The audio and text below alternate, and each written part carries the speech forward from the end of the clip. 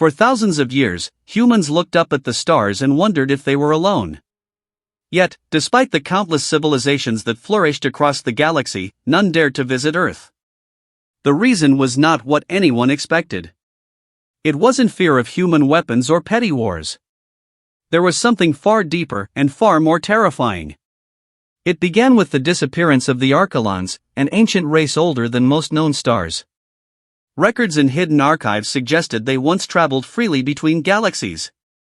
They were explorers, scholars, and diplomats. Yet, in the last few centuries, their ships were never seen near Earth.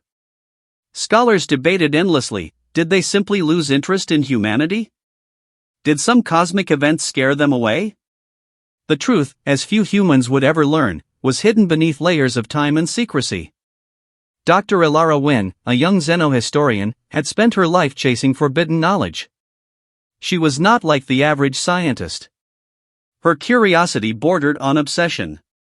One night, in the dim light of her lab aboard the orbital station Odyssey, she discovered an encrypted message buried within Earth's oldest satellite data. The signal wasn't from Earth. It was from a distant sector in the Orion Arm, a region marked by ancient ruins and empty star systems. The message was simple, almost laughably so: do not disturb. They are awakening. Ilara's heart raced. Could it be a warning from the Archelons? Or was it something far older?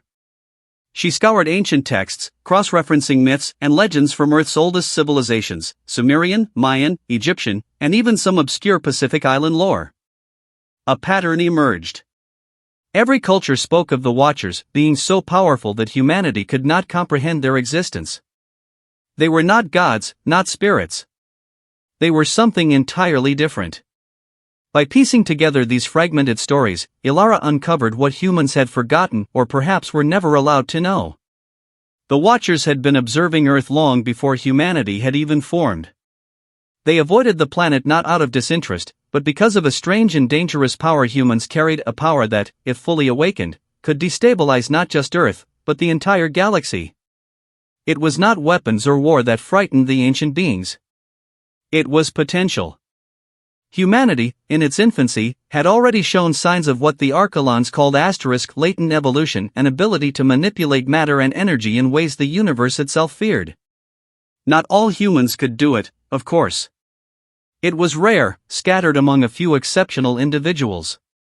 But that potential alone was enough to make the most ancient beings steer clear. Ilara's research led her to a hidden facility deep beneath Antarctica's ice. It was older than any human structure, buried for reasons no one alive could explain. The walls were etched with symbols that glowed faintly when touched. She realized these were not just warnings, they were locks.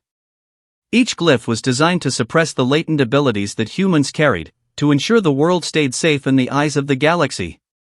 And then, she found the diary. It belonged to someone or something that called itself the Sentinel. Its words were chilling. They will rise, as they always have. Their curiosity is their gift, and their curse.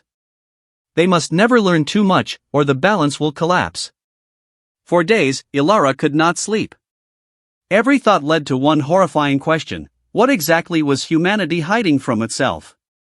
As she dug deeper, she discovered evidence of strange experiments conducted by secret organizations throughout history, experiments that seemed almost mystical.